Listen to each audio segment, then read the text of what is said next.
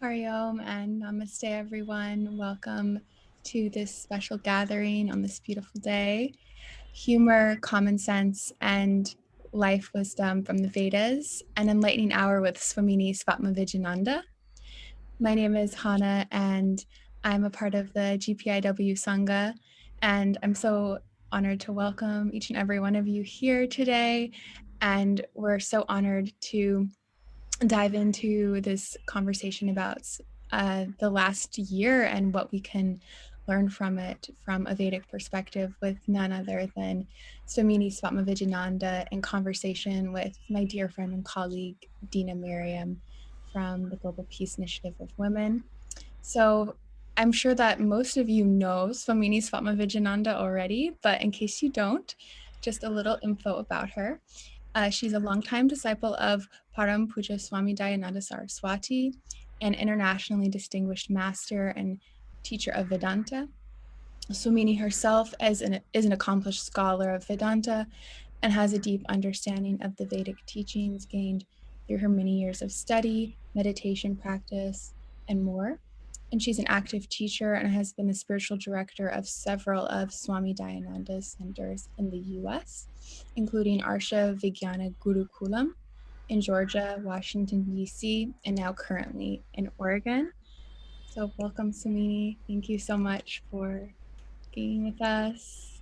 Thank you. And, Thank so you. I wanted to begin the discussion between you and Dena by asking you a bit about the last 18 months and the great global shift that has happened. And what do you think the Vedas have taught us during this time, Swamini? You know, uh, I would like to begin with a short prayer, if that's okay, because that is how we begin everything. And Definitely. so, yeah, so I will say the shortest Shanti mantra that is ever there. Om Bhadram me api vataya manah. Om Shanti Shanti Shanti. It's a prayer to protect the mind, because when the mind is protected, everything, all is well. So yes, this was a big surprise, the coronavirus, and the Vedas have a lot to teach about situations like this. First of all, in the Veda we have a statement, Atithir Devo Bhava.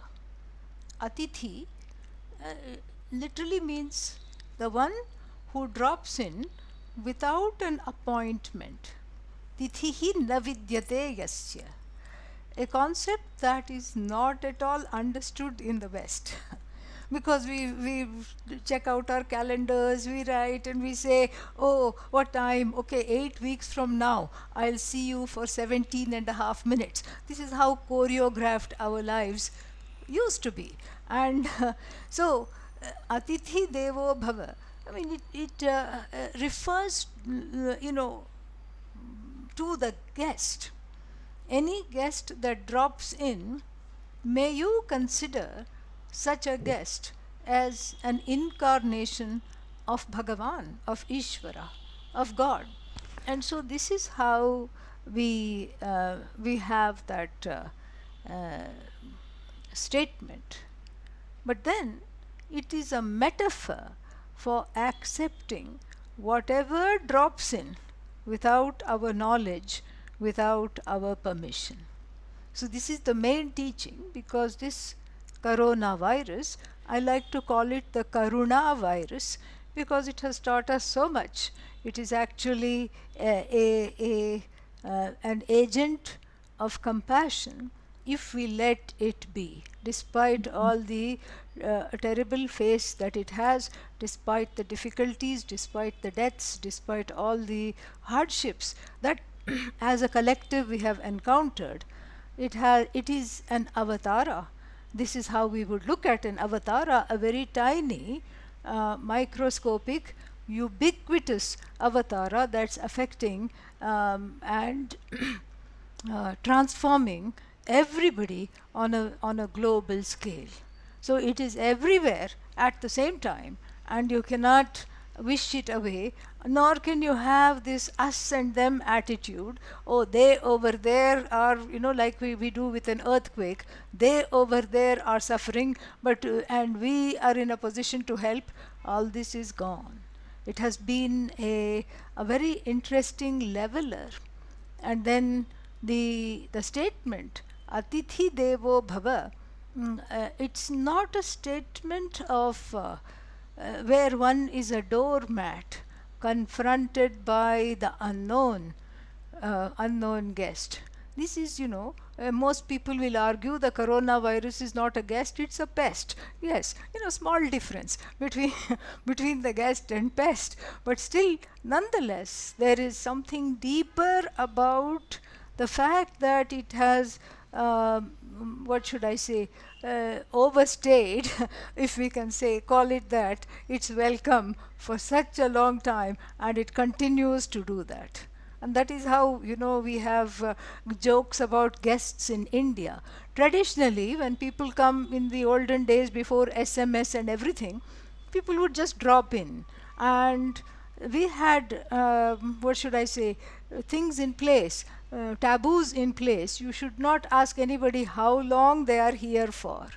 So we would look at the suitcases, how many people have come, okay, and you look at the suitcase, and then you make a conjecture, an assumption. So it's then again it would be all very vague, because the suitcase would be not a carry-on, and then not a full check-in size either, so somewhere in between. Then you try to get the information through roundabout ways, like, oh, it's too bad you're not staying for my daughter's graduation, the host might say, and then the guest would say, oh, when is that? I'd love to stay. And so like this, the corona is continuing to stay. And I think there might be some conversation to be had about looking upon it as a as a guest rather than a pest, and seeing what all it can teach us, and looking to befriend it rather than fight it. That is what I would say. That is just to start. Absolutely. I so agree with you. And one of my teachers likes to say we can make heaven out of hell or hell out of heaven simply with our own mind. So I think that's a really powerful perspective. And I'm wondering what you think about all of this, Dena. Well, I agree with you that I realized that we had a guest, perhaps a pesty guest, but a guest nonetheless. But I would add something to that, in that this virus has been mutating. So just when we think we're on the other side of it, it switches gears, mutates, and is back with us. And it's happening at the same time that we're experiencing many of the effects of climate change in a way that we haven't before. So just in the US alone, wildfires, droughts, and storms, and I think in many parts of the world, it's the same phenomenon, flooding and droughts. And so they're happening together. And so there's something for us to learn by these mutations, that the virus is adapting, and everything in the outer world is a reflection of the inner world, right? They work together. So how is it that we have to adapt our behavior to the changes in the external world? So I think the whole everything that's happening now is a cause for a deep reflection. On the outer world, we see this virus mutating and continue to live on in our midst. And now with climate change, we're going to need to adapt and adjust our behavior and our thinking. And because we're in the middle of it or at the beginning of it, it's not clear what that's going to mean. So it's learning to live with uncertainty without falling into fear. And that, I think, is the challenge that we're all being called to now, is learning to live with uncertainty. So in order to live with uncertainty, one has to be anchored in something that's not forever changing, right? The world is forever changing. And so, how do we live with uncertainty without falling into fear? I think that's the question now. And you are going to talk more about that? I'm going to ask you about Oh, that. you're going to. Okay. To you, So, Swamini. all right. So, just checking. So, we have, I think you made a very important point, Dena, about the climate change, the ecology. The ecology is in tandem with all this.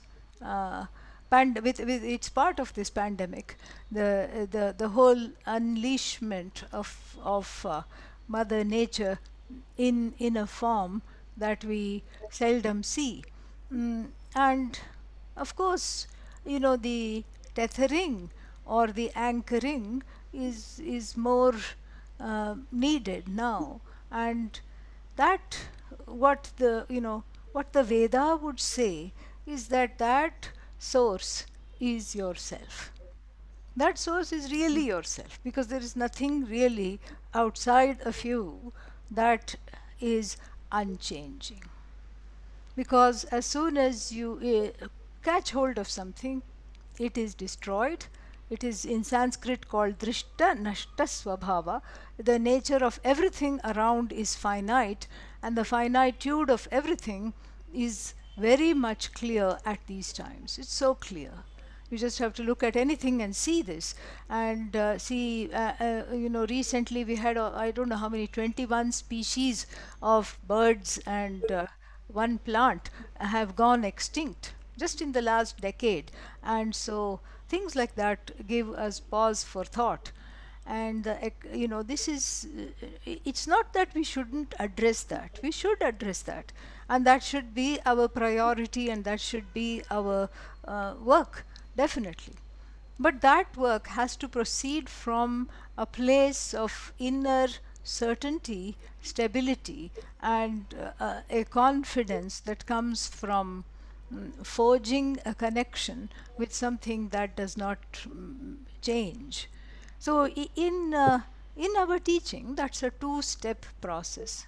First, we look to the cause of the universe, however we call it, God, Ishvara, Bhagavan, whatever name, and then have a practice of prayer. This is easier for people to relate to. Have a general practice, a strong spiritual practice of prayer, where one surrenders to an altar. And that's why it's called an altar, because it has the power to alter your vision. That is why it is it's an altar. And so at this altar one surrenders, and then one has a certain peace in the everyday. And from that peace, and from that anchoring of that peace, from that self confidence of a feeling of belonging to the whole, one can, begin to act. One can look around and see in what ways one is called or blessed to contribute to the situation. So, this is the first step. And this everybody finds it easy, because some kind of practice everybody has, or can develop at this point in time, can cultivate. And whether it is meditation or a active prayer or some kind of a service or anything, so this becomes a very important way of connecting, so that one doesn't feel alienated. Because if we look at the definition of the word jiva, the individual, the one that is unmoored, untethered, that is the one that is a lost individual. So this is one practice. Then if one is ready for a little more, then the Veda says that which you want badly, and everybody wants one thing alone very much, even though those things that we want could be different based on society, culture, age, gender, etc. Ultimately, it's all that one thing that one wants, and you can call it happiness, you can call it something I want to be, something forever. That forever is what one wants. And so that, that's why every marriage vow has that word forever in it. Everything has to be forever. If somebody has got a job and they tell you you have a job in India, we ask, is it permanent? So that permanence is what one wants. That forever is what one wants. And then that forever must be limitless, because how else can it be forever? If it is finite, it cannot be forever. So it should be limitless space wise, it should be limitless time wise, it should be limitless object wise. And in this limitlessness, that limitlessness cannot be an object other than you, outside of you. That's impossible, because you cannot sit in one place and say, there goes that lovely limitlessness, let me have a piece of it. That doesn't make sense. So if there is such a thing called limitlessness, it should fulfill two conditions. First, it should not be away from you. Second, it should not be a product, it should be uncreated. And this is the bread and butter of the last portion of the Veda, which is called Vedanta, where one is told that this limitlessness that you seek, this happiness that you seek, is centered on you. Nay, it is yourself. So the discovery of that takes lifetimes sometimes. And then that is where, if we put the effort there, and then how do we get to the place of putting the effort there? Because a life of physical and mental discipline and prayer naturally flowers into certain questions, esoteric questions, philosophical questions. Who am I? What is my purpose here? What do I really want? And how do I, what is the connection between me and this thing that I call God, by whatever name? And so all these kinds of questions have their, place. And so some kind of a quietening practice, in addition to the prayers, some way of just learning to sit with oneself. And this is very much the gift of the Karuna virus, because before that we didn't know how to sit. We just were flying from one place to another, running all the time. And now, we are ground to a halt, literally. And then we don't know how to, as a collective, as a people, we are used to metaphors of war. Starting with the Bhagavad Gita, Krishna is told to get up and fight, and we are used to these kinds of metaphors. And how many times have we read in the news some leader or the other calling it an invisible enemy, a war? So we are only used to this us and them kind of a thing, having to do something.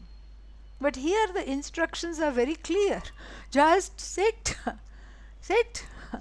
Oh, but I just want to be together and then we want to do something together. No, there is a distance. Love everyone from a distance. Sit still, love everyone from a distance, and practice good hygiene both outside and within.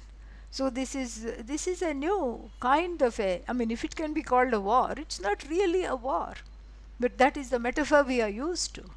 This is about an inward journey, a journey that is very rich, and a journey that is very scary because one is not used to it. One is absolutely not used to it because one has spent many lifetimes running away from oneself. I think that's so powerful, Swamini. And you reminded me of a story that's from the Vedas, which is the story of the musk deer. You probably know it. It's about this deer who smells this beautiful aroma, and the deer runs around looking for the smell. Where is it? And can't find it. And then it realizes that, oh, the smell is coming from within. And that's sort of like the irony is that, especially before the pandemic, we were running around trying to find things that we could attach to our ego instead of just looking within and saying, who am I? Like without any of these material distractions. So you really highlighted how this is a time for us to really go within and how important that is right now. Yes. Dina, what are your thoughts on Swamini's? I had two things I wanted to say. One is that you're right about habits are very slow to change. and in our political and social sphere, we're used to describing things as wars, the war on drugs, the war on crime, the war on this, the war on that. And it creates an opposition. And so, it's I've noticed that for some time now. It's the war on the virus. Instead of, I don't know how, language is very important, and it could be articulated a very different way, which doesn't set up this opposition, which directs people inside. And I think that so much uncertainty is causing a lot of people to turn inside, because that's where the anchor is. But there's another interesting phenomenon that I've experienced, in that we every day in the media here, maybe the same in India, they say how many people have died that day from the virus. Yes. So there's a very strong focus on how this is impacting the human community. At the same time, as you said, they just announced how many bird species have gone extinct in the last decade. Well, over the summer, we had this heat dome over the northwest of the US, and some people died. I don't remember the number of how many people died.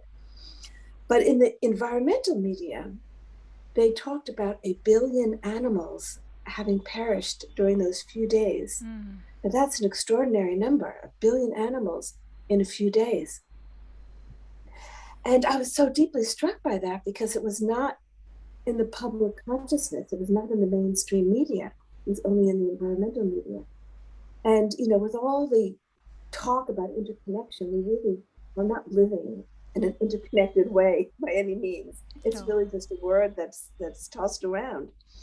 And I think that they're, as you say, they're related, but we're struggling with these two phenomena, the effects of climate change, which also is creating a lot of uncertainty. And then there's the virus. Some people are tuning into more to one, and some people to the other. But together they're creating this kind of this wave of the need to shift our thinking. And to me, part of the thinking that needs to shift is that we are. I mean, I said to myself, what can I do about the 1 billion animals, the sea creatures that have perished? I could be a witness to it. I could feel it. I could take it into my consciousness. And I think that's what we have to do now, is take into our consciousness what is happening as a result of, many generations of human activity. Because if we're going to change, the first step toward change is acknowledging what's happening and what our role. And so much of it comes from our thinking, because behavior follows thinking. And so how do we, changing our thinking, as you said, that only spirit, the only way I know to change your thinking is through spiritual practices, spiritual efforts. And it takes time. It doesn't happen in a day, in a week, in a month, in a year, in a life. It's a continual process to change the thinking of the human community. And I think that's one of the challenges that lie before us, is to think as a life community, not just a human community. Right. But to think as an earth community. Yes. And that comes from Vedas. In that time, in the Satya Yuga, when these thoughts were being expressed, that was the mindset. It is very well put, Dina, because you said something which is expressed as Vasudhaiva Kutumbakam. The whole world is a family, and that is basically the message of the Vedas. And it is, it is something which is, like you said, the habits are hard to unlearn. And there is a lot of unlearning and unraveling that needs to happen uh, with regard to this. Two things come to mind. The first one is a necessary, something that is very, very necessary, and sometimes not overlooked so much as taken for granted, is to see that, the what Veda expresses it as the single I. The I in you is the I in me, in he, in she, in it, in they, in everything. There is, and what is this I? The I is that consciousness, a conscious being, that which is referred to as I, self evident consciousness. And that self evident I is in the body of the deer, and is in the body of the dog, the cat, everything. And so, this way, we have to look at the, um, look at humanity at large. And I think that humanity includes not just human beings, but everything that is there. And I have had some very interesting, um, encounters on the roads when I go for walk. Before the Corona virus and the lockdowns, we were coexisting with dogs, and then the dogs would just be, right there, and we would pass by the dogs, and then they would not do anything. But during the lockdown, nobody moved for so many months, and then so the dogs, being territorial, took over the roads and the streets. Oh my And goodness. yes, so they just took over because this is now their place. And in India, there is still, an awareness of this, that they too have rights. And then it went to the Supreme Court because everybody said, oh, these dogs are a nuisance, and then they should be taken away and released somewhere else, catch and release.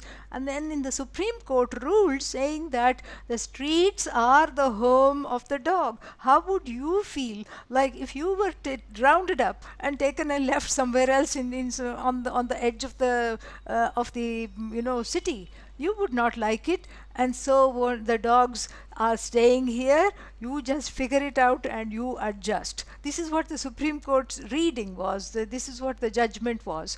And then so this is just the background. And during my walks, suddenly I would be walking in my own world, and then suddenly there would be a gargling sound, and there were three dogs behind. And then I would have to, and then the first thing instinct is to run because you feel outnumbered, three or sometimes five, sometimes seven. And then I've had to just stay and talk to them, and talk to them. What is this your road? And I shouldn't be walking here. Who? And sometimes, when I'm desperate, you just sort of say, who is a very good boy? Who really is the best boy ever? And things like this, you talk to them. And then after a while, they wag their tails and they let you pass. And then I also noticed something, that the one that was the growliest, and then the one that was the most, what should I say, angry, they were always black and white. And then I thought, what is this? What is it trying to tell me? Why only the brown dogs are very mellow? They growl once, half-heartedly, and they sit down. And the orange ones are, of course, they are Swamis in a sense, Doganandas, and so they are okay. And then all of them are okay. Why are the white and black ones? And then it dawned on me suddenly that it has to do with perhaps my own black and white thinking. So I had to go within and see where are the places where I can maybe I'm having the same kind of black and white thinking. And then after I did that, now the black and white dogs are very, very mellow. They are not, they're not angry anymore. So this was some way, this is just a small anecdote about how we have to have a new covenant of coexistence. I'll tell you my dog story. Yeah, You please. know, in the U.S., the dogs have to be tied up on the leash. They can't be loose. And now even in the cities, in New York City, you see dogs in strollers, and they're being prepared to be human births. But anyhow, the first time I went to Kashmir, I saw dogs lying down everywhere in the street, on the side of the road, and I turned to our host and I said, "Why are there so many dead dogs here? I thought they were all dead." To me, they're just sleeping. They're just out, sleeping. But I was shocked at the dog population, how it has free reign, well, just like the cows do. Animals are much Yes, freer there yes, than, and you do have to learn. I mean, even in Delhi, yes, you can pass packs of dogs, yes, and they have the same right that you do of the yes, road. So you have to learn to live with them. And the right, people who, for a foreigner, it's very uncomfortable because we're not used to it, yes, you know. So so it's learning to live with everything, even the virus, which they yes, say is here to stay in some form. I mean, it's possible when we learn what we need to learn, it will mutate into a mellower manifestation, into a mellower form, like the flu does, and it's just something that every year we have to take precautions about, or just live with. correct. And until that happens, it is a um, it is a very introspective life, because too long we have spent looking outwards. And how can we not? I mean, to a certain extent, it's not our fault, because the eyes are facing outwards, ears are facing outwards, all the sense organs are facing outwards. And so it is very easy to focus on what is outside rather than what is within. And so, This is, go ahead. there's another aspect of this, though, that I think there's not enough discussion about, and that is gratitude. When you think that Zoom was not always in our life. 5 years ago we didn't have Zoom. Zoom came just at the right time. So even though we all have to stay, we're prevented from gathering. We're not truly prevented from gathering, because we're gathering right now. We're gathering in a different way, Yes, and I think that's opened up so many possibilities. When GPIW would have our gathering, we'd have maybe 25, 30 people. Now we can have a few hundred, actually, and yes, some of the talks, that's what happens. And so the ability to reach more people and the ability to come together as a global community is different now than it was before COVID. And we don't often, because we're this fear, which is perpetrated by, you know those who speak the loudest into our ears, we forget to have gratitude. It could have manifested so differently. We really could have been isolated with no way to communicate with each other. And so I think that there are many things to be grateful for. I mean, that is a spiritual practice, isn't it? Practicing gratitude.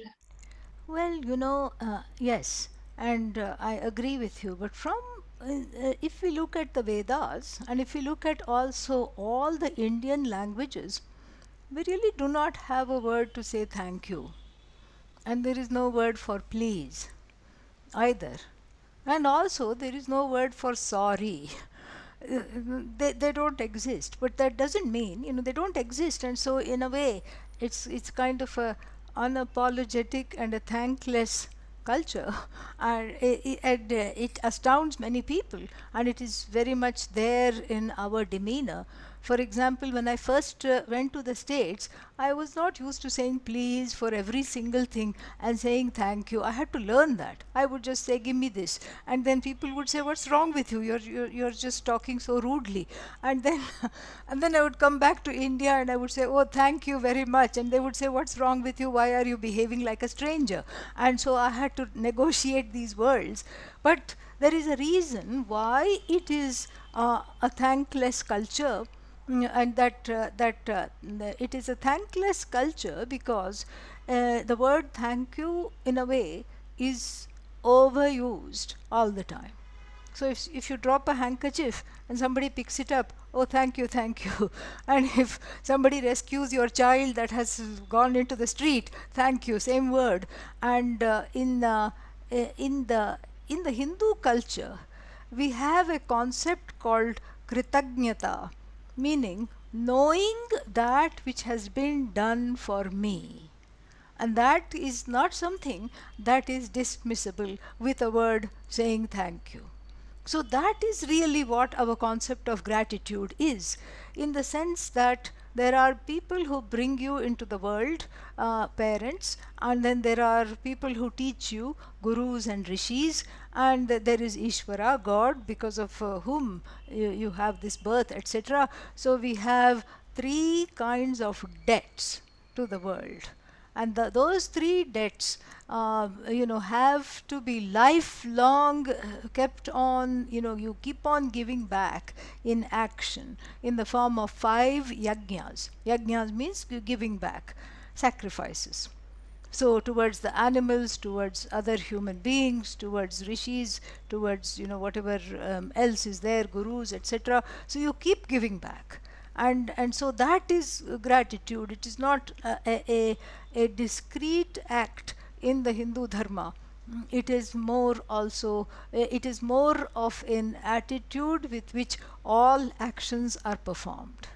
So that is what I think is it. It would be very nice to see that in the context of this discussion. The second thing also, in terms of sorry, the word sorry is not there. I mean, we have some concocted words on television and all that, but really the word sorry is not there, because we have, again, it is enacted. It's called prayaschitta karma. It is an enactment of atonement, which again I would like to talk to you more about. I would like to hear more from you, Dena, about what kind of atonement, perhaps what kind of actions of atonement might be needed here, considering that the virus, climate change, everything, and this ecological ravaging that is happening has to do with human actions. To me, gratitude, I just want to talk about that before we get into atonement. To me, gratitude is, thank you has become just a politeness. Yes. But gratitude is really acknowledging the presence of. So for me, the Gayatri mantra, which there are many, many layers to the Gayatri mantra, but part of that to me is gratitude. It's acknowledging the presence of, the gift of life. Yes. The same thing when you get up in the morning and do that prayer, Yes. for the earth, Right. Yeah. It's acknowledging, Yes. because most of us get up and rush to wash up, Right. and we don't take a moment to acknowledge. Right. And expressing gratitude, to do arti to the Ganga or to the river, it's acknowledging the presence. I mean, we don't acknowledge the presence enough of the divinity and of life around us. Right. And I think acknowledging the presence brings you into the presence of the divine, because it's all manifestation. In terms of atonement, I've never liked the translation of tapasya as penance. Yes. Because penance, and that's the translation that's most often given, that has an overtone to me of sin, and I just never like those words. I think those words carry certain overtones that are not helpful. Mm-hmm. So in terms of atonement, I think it's all about correcting our view, right? Yes. So it's not berating yourself for a wrong view, it's correcting your view. Correct. Yes. And so what we're facing now is a moment where, as a human community, we have to correct our view in order really to survive. There was an article in the paper a few days ago. I think I sent it to Marianne, about this biologist who swam in 108 rivers in the U.S. to see how clean they were, and she was shocked at what she found. So much muck and garbage in all of the rivers. And that same is true of India. You look at the Ganga, you want to cry. Yes. So we have to correct our thinking and then correct our behavior.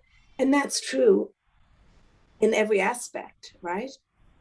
The way we treat the earth, the way we treat the rivers, the way we, and it's a huge dilemma for the human society, because we need energy to conduct our lifestyles. We need energy to be on Zoom together. And yet all the sources of energy have been destructive. Yes. And so I think that we have to realize the complexity of the problem, which doesn't mean that we can't change our mindset and be aware of it. I mean, I read another article about the need for desalination because there's drought in so many places. But when you desalinate the water and then you put the salt back into the ocean, it kills life. So in other words, for us to survive, we have to kill life. Well, we have to change that way of thinking. We have to find another solution. So to me, atonement is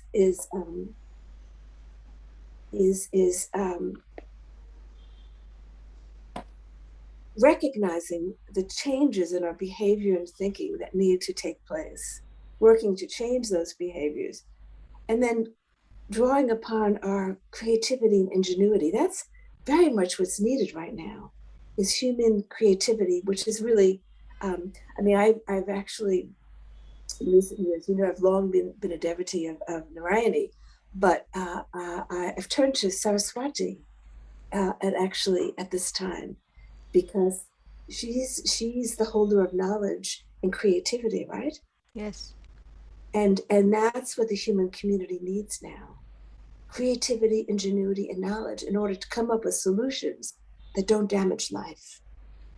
That's the crux of it: to come up with a way of living that doesn't damage life. Yes, it's very well said, beautifully put. And that creativity is that presence of uh, that which we call divine, God, whatever you want to call it, in the person. That is how it is there, as long as we don't inhibit it with our own parallel reality. And that creativity also includes a sense of uh, not taking ourselves too seriously. This is basically what the Veda would say. And because, there is some way in which uh, living in the world, the finite, it's very easy for the finite to become in our hearts infinite. It's very easy to take everything all too seriously, because that which is real is not fully understood and abided in. So then that which is empirical becomes real, so to speak, and then everything becomes a source of pain, everything becomes a source of sorrow, everything becomes a source of everything has to be argued out, everything has to be you know changed, because it doesn't jive, it doesn't match with one's own uh, likes and dislikes and prejudices and preferences. And so here, the Vedas help, because one of the messages is to, along with this atonement, acknowledging the presence, etc., is to see life as a leela, as a play. And then, when I say this, people can mistake it to think that, oh, how can this virus and all the people that it has killed and all the devastation that it has wrought be a play? It's not a play as in a sport, because the word Leela cannot really be translated properly. So much of what, the philosophy is lost in translation, so much of the knowledge is lost in translation. Leela is not some kind of a sport. It's not that God is sitting there and then smiling when we are having a hard time. That's not the point. Leela is more like you understand the you understand the flow. There is a cosmic flow, and in that cosmic flow there are many things happening over which you have no control. And acknowledging the presence includes acknowledging this flow. And then, you can try to do a few things, definitely. Whatever you can do, please do. We should all do that. We should all do whatever we can do to help the situation, help ourselves, proceed from, transforming ourselves to transforming the whole universe. That would be wonderful. But having said that, this flow, when we look at the flow from a place of objectivity, then there is play, then there is in it there is play, in it there is wisdom, in it there is the seeds of solution are already there in whatever crisis we are asked to confront. So in this play, we each have a role to play, and we want to play our role the best we can. So the challenge is, as Krishna said to Arjuna, fight, but don't be attached to the fruits, to the outcome. Yes. If you die, this will happen, and if you're successful, this will happen. And that is the biggest challenge, to be engaged in life, not to be disengaged, to be engaged in life, but to be engaged in such a way that you're not internally thrown off course. You're not affected. Yes. In a deep way. And I think all of us have that challenge, because things in the external world do affect us until we're able to be anchored in that unchanging place. And so how to be fully engaged, as Arjuna had to be fully engaged, but to allow the Leela to unfold as it will. I mean, at the end of the day, life will continue on. The virus will move on, climate change will happen, there'll be adaptations, there'll be shifts, population movements. Life will happen. The Leela will unfold. And I agree, it's very difficult to translate that word. But we have to do our part. We have to do our part in it, and we have to do our part 100%. Yes. And then allow it to be. Allow it to be what's going to come. Allow it to be, and know that we've done our part. Yes. Sometimes we don't do our parts because we appear to have lost the script, or we need forgotten lines. Yes, so we need somebody to prompt us. And and then sometimes there are there is a script, but then we want to write a different script that is also there. The script is plain, because the person's what is that called, the talents are there, and this is where the creativity can ensue forth. But then what happens is that one wants to go one's own way and do whatever one wants. One writes a parallel script of a parallel reality, and these are the things that can clog the flow. And so so basically we are talking of what is called karma yoga. Karma yoga is to, it is not, it is very much a concept from the Bhagavad Gita and the Vedas before that, Ishavasya Upanishad before that. But however, it is not something that is unknown to people from other traditions as well, because when we hear biblical statements such as may I be an instrument, that is basically what we are talking about. And so in being an instrument, one is instrumental. That is something one has to understand. This is what Arjuna is also told in the 11th chapter. Nimitta matram bhava. All these people that you are worried about killing, they will meet their death. In fact, they have done so already. And all you have to do is play the role. This is what he is told. And so the challenge is to uh, proceed from a place of dispassion and then graduate into compassion.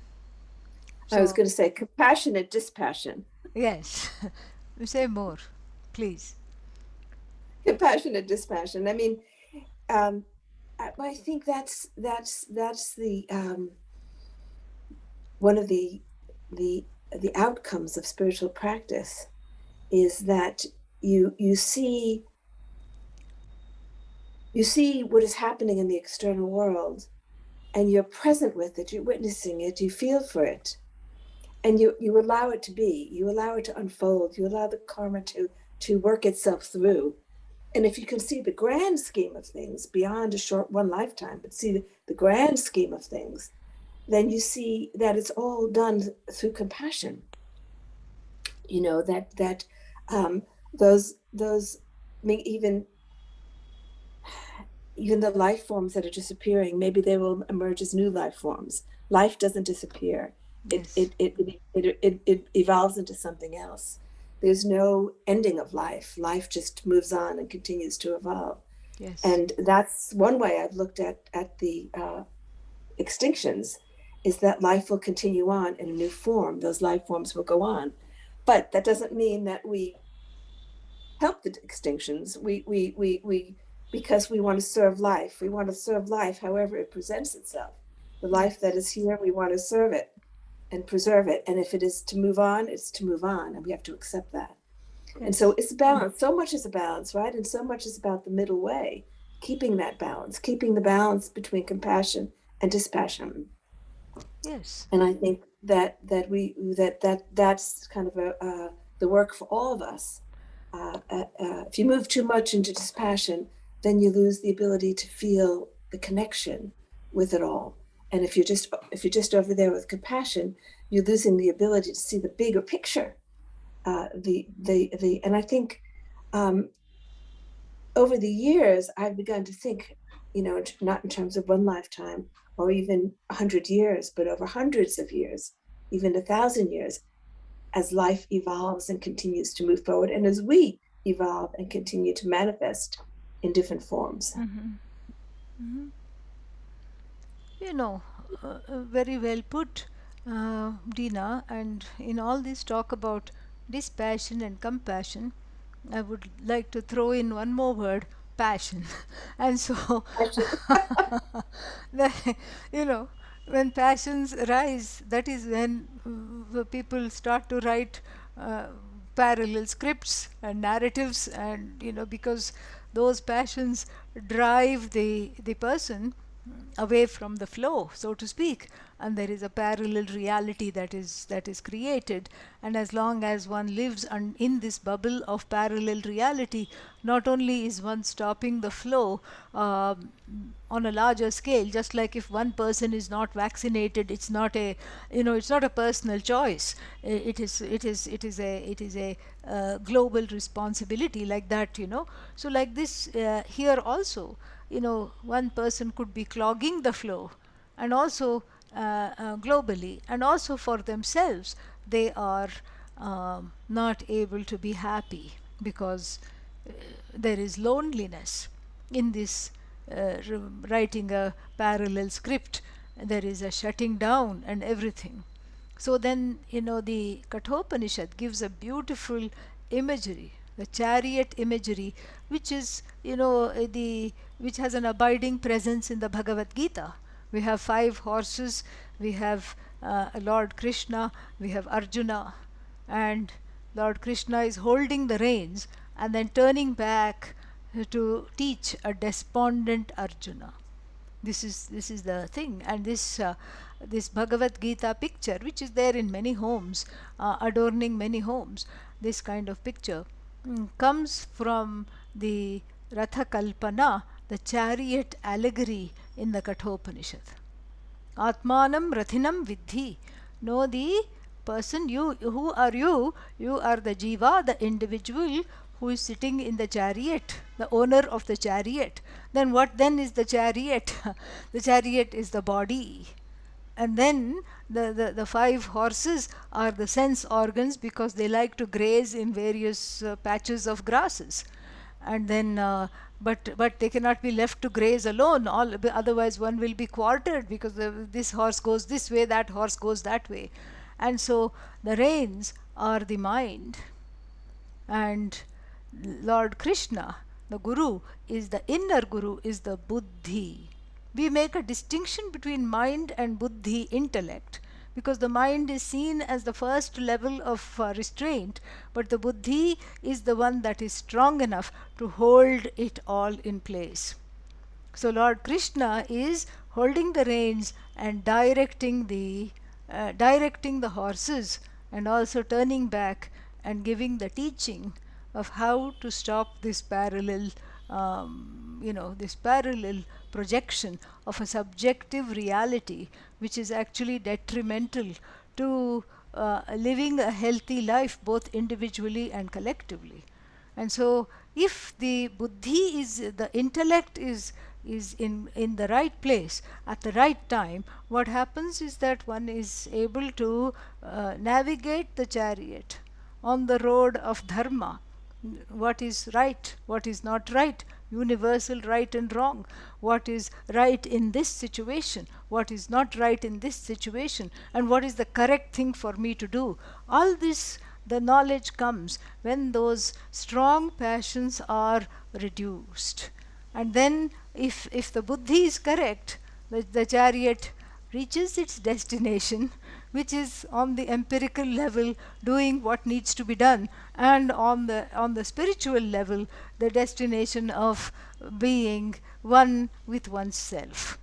And if the chariot is not blessed by a good driver, if the driver is drunk and then is driving like all over the road, then the chariot will land up in a ditch, because the reins are too slack or too tight. And that imagery is very beautiful about reining in the passions to move to a place of that wonderful middle path between dispassion and compassion that you so nicely outlined. You're right. The passions could be a problem, but when rightly guided, could be help us achieve what we need to achieve. So the passions need to be guided through through discrimination, discernment. Yes. Right? Yes. But it's interesting you talk about parallel realities, because that's certainly an evidence today, right, in our world, where we have people living in parallel realities, and it's hard to find Yes. common ground. Yes. When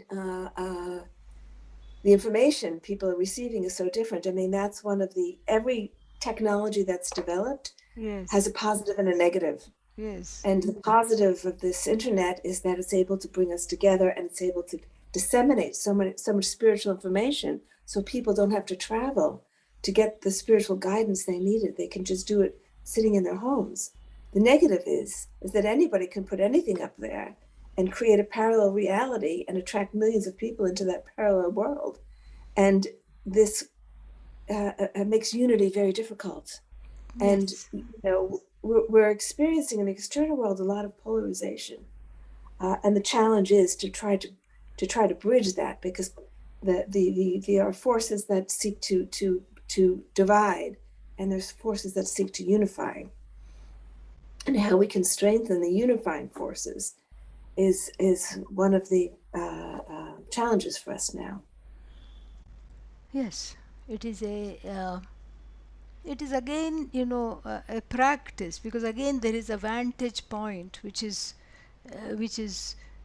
neither, neither the unifying nor the dividing, somewhere, one In the can, middle. yeah, not even the middle, sort of somewhat transcending both. We can look at that as well, as, like perhaps even the parallel realities perhaps have a purpose. We don't yet know. And it may be painful in the moment, it may be painful right now, but perhaps there is something there. Um, but the more I think, the main teaching from this virus is to reduce the strong prejudices and what should I say, preferences that we are used to. We cannot do that anymore, because our behavior affects other people, and other people's behavior affects us in a way that has never been there before. That's why we have to sit in our homes. We don't go out that much, and we have to stay put. All these things, this universal stay order is a gift, to have an opportunity um, to get to the place of dispassion, where the parallel projections and the strong prejudices, preferences in the Bhagavad Gita known as raga and dvesha, they are able to be managed. It's not that You you try said to remove them, but you manage them, just like you manage manage them. anger. Yeah. You said something very interesting, actually, that made me think about what I've experienced. You say, when you say that maybe there's a role for these polarized Yes. worldview, Yes. and that it's not that we have to we have to transcend. Yes. And I think the way people have responded to polarized views is anger and hatred, right? Yeah, correct. But the greater teaching is not to fall into that trap. That's a trap. But to respond in a loving way, in a compassionate way, in a way of listening and trying to hear what's beneath that. What is it fear that's beneath that? And to Right. respond to that fear with love, because love is the only antidote to Yes. fear and anger. Absolutely. And as I've listened actually to all the polarization in the US, and I know it exists in a different way in India, it exists everywhere on our planet right now. I've really understood that the anger people are falling into is a trap, and that we have to come to a place of caring, and the first step in that is really listening, deep listening Yes. Yes. to what's behind these strong emotions, and that's not being talked about openly enough. How Yes. we have to hear what the other person is saying, what Yes. their concerns are. And where they are coming from, because Yeah, there is some reason, and there is some reason globally why this is there. And so it's nice to be able to extend yeah. that ability to just be. There is a reason for it, and there is a teaching for it. Yes. There's a teaching for everything. Everything that comes to us personally or collectively Right. is for our own growth. So there's a teaching, and Yes. you have to pause, you have to stop and reflect in order to get the teaching from the Absolutely. circumstance. Yeah. There are some comments and a couple of questions. Do you want us to take that? Yes, I think now is a good time to open it up for questions. So one is, from Kristen in Georgia, and she wants to hear more about the humor aspect of the Vedas, and Okay. uh, and she noticed that the title combines humor and common sense. So I want to hear more about humor.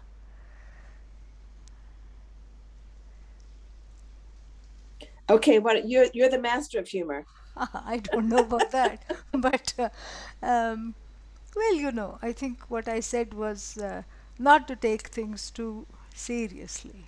The ability to laugh at oneself. And the Veda, says that basically. And when we start looking at this whole issue of the human existence, it's a very, very, it's very, very funny. I find it very funny because everyone says I'm sad, I'm incomplete, I am limited, I am finite.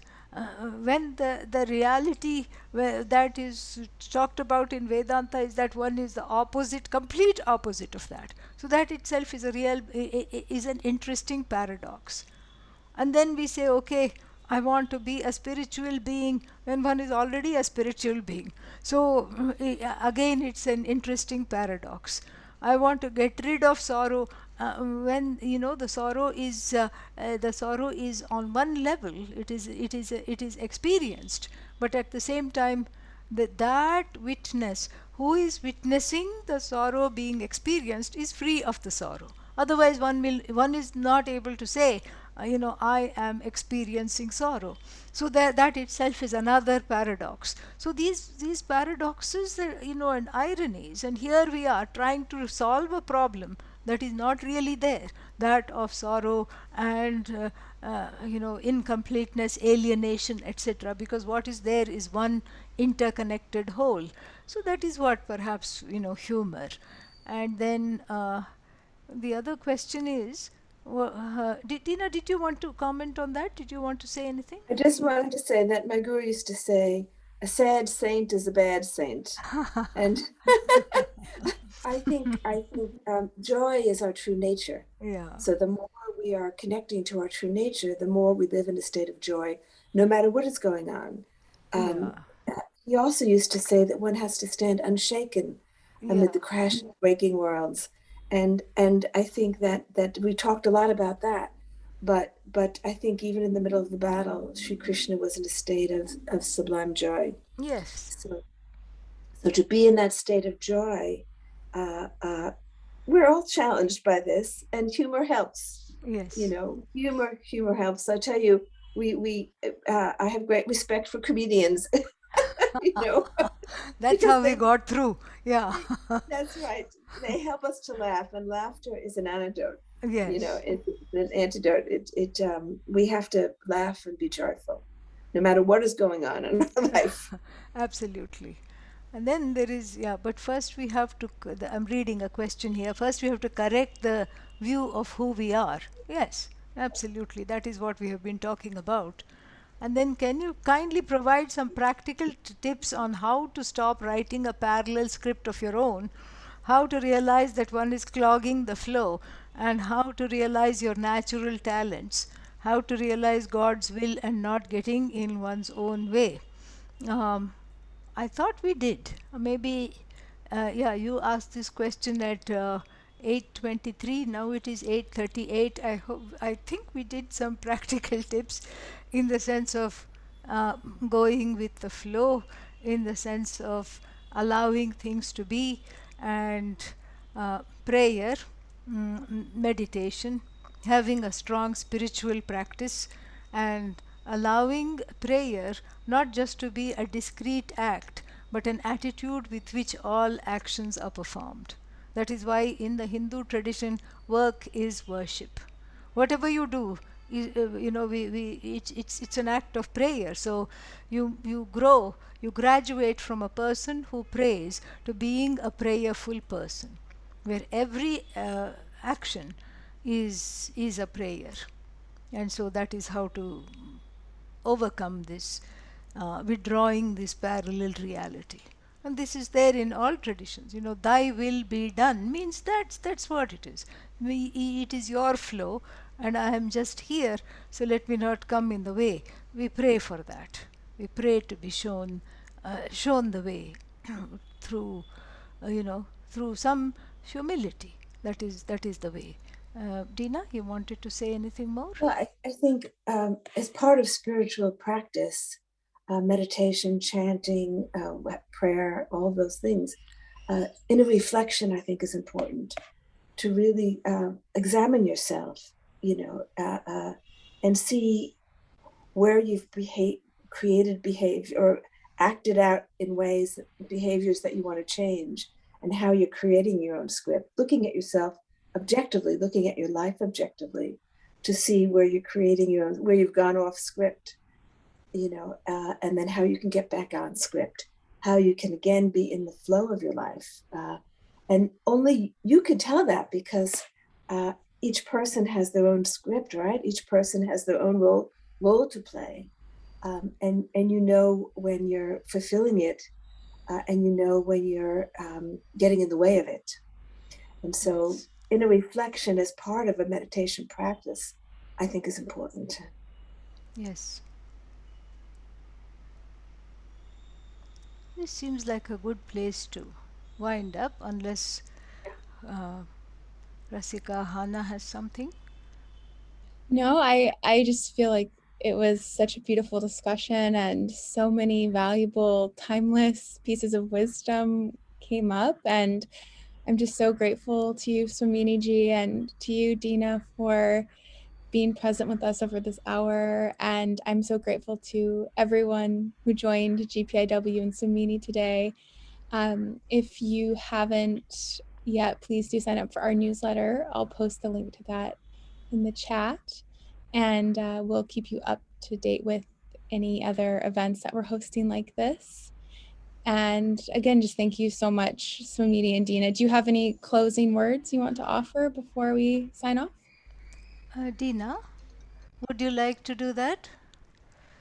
I'm going to leave it to you, Swamini, and I just want to express my gratitude for our friendship. We have a long, many years of friendship together. Yes. It's a great gift and treasure.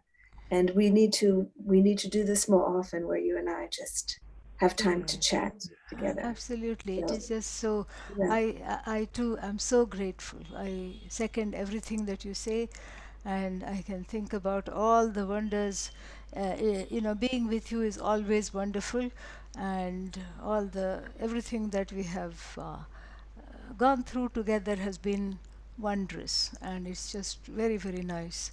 And thank you for inviting me, and thanks to GPIW, and thanks for everybody for joining. I will say a prayer in conclusion. May all beings be happy. May no one be suffering from any afflictions. This is the translation. And then may everyone see only that which is auspicious in everyone else, and may no one be suffering from sorrow. Om Sarve Bhavantu Sukhinah, Sarve Santu Niramayah, Sarve Bhadrani Pashyantu, Ma Kaschit Dukkha Bhag Bhavet, Asato Ma Sadgamaya, Tamaso Ma Jyotirgamaya, Mrityorma Amritangamaya. Om Shanti Shanti Shanti. Harihi Om Shri Gurubhyo Namaha. Harihi Om. Thank you. Om Thank you. And thank you, Swamini. Hari Om.